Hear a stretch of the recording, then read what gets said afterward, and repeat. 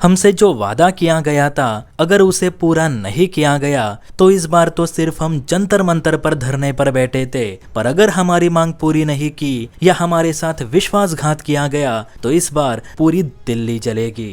जी हाँ, ये challenge CJP ने भारत सरकार और सुप्रीम कोर्ट को दिया है, जिसे लेकर एक बार फिर कॉकरोच जनता पार्टी को लेकर बहस तेज हो गई है। अब धर्मेंद्र प्रधान की इस्तीफे के बावजूद सीजेपी लीडर्स ऐसा क्यों कह रहे, चलिए विस्तार से समझते। देखिए, सीजेपी का प्रोटेस्ट तो धर्मेंद्र प्रधान के इस्तीफे के साथ ही खत्म हो गया था, लेकिन जो अन्य 3 मांगे थी उसे लेकर विवाद अभी भी जारी है। पहली मांग ये थी कि नीट पेपर लीक के बाद आत्महत्या करने वाले छात्रों के परिवारों को पूरे 1 करोड़ का मुआवजा दिया जाए। दूसरी मांग प्रदर्शनकारियों पर दर्ज की गई एफआईआर और अन्य कानूनी कार्यवाही वापस ली जाए। और आखिरी मांग कि प्रदर्शन के दौरान हुई कार्यवाही के लिए आरएएफ और दिल्ली पुलिस सार्वजनिक माफी मांगे और भविष्य में शांतिपूर्ण प्रदर्शनकारियों पर कार्यवाही न करने का आश्वासन दिया जाए। तो ये जो मांगे सीजेपी ने आंदोलन के दौरान रखी थी, तो इनमें से लगभग सब मांगे सरकार ने मान ली, बजाय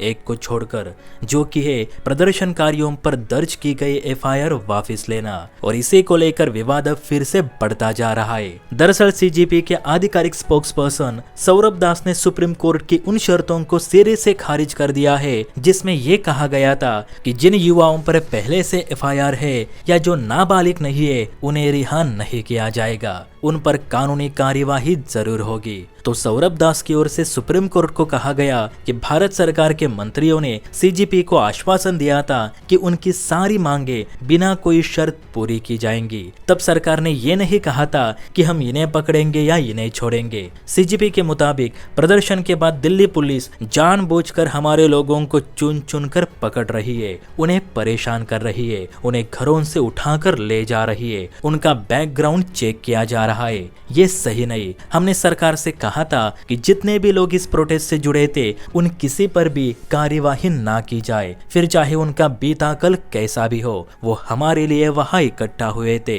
इसलिए हम उनके साथ किए जा रहे अत्याचार को सहन नहीं करेंगे। सौरभ दास ने मीडिया के सामने खुलकर कहा कि हमें सुप्रीम कोर्ट की कोई भी शर्त मंजूर नहीं, हमने जो कहा है वही होगा। सरकार या सुप्रीम कोर्ट हम पर कूटनीतिक दबाव डालने की कोशिश ना करे। हमें पहले दिन से आशंका थी कि जब यह प्रोटेस्ट खत्म होगा तो सरकार और कुछ मंत्रीगण अदालतों का प्रत्यक्ष अप्रत्यक्ष रूप से राजनीतिक उद्देश्यों की प्राप्ति के लिए इस्तेमाल करेंगे। कोर्ट से आदेश निकलवाकर व्यक्तिगत प्रदर्शनकारियों के खिलाफ एफआईआर दर्ज कराना जारी रखेंगे और उन्हें गंभीर उत्पीड़न का शिकार भी बनाएंगे। लेकिन याद रहे कि भारत सरकार ने जो वादे किए थे उनका पालन करने की समय सीमा आज समाप्त हो रही है और हम एक दिन भी इंतजार नहीं करेंगे। सौरभ दास ने ये कहा कि जो सरकार अपना वादा तोड़ती है वो युवाओं से भी चुप रहने की उम्मीद ना रखे। अगर वादों का उल्लंघन किया गया तो भारत की सड़कें एक बार फिर युवाओं की आवाज बनेंगी, फिर से हालात बिगड़ेंगे और इस बार हालात अगर बिगड़े तो उसमें पूरी दिल्ली चलेगी। इसलिए सरकार और सुप्रीम कोर्ट बिना किसी किंतु परंतु के हमारी मांगे पूरी करे, हम इंतजार कर रहे। अब दोस्तों आप बताना कि आपको सीजेपी की बात सही लगी या सुप्रीम कोर्ट की, नीचे कमेंट करके जरूर बताइए। जय हिंद।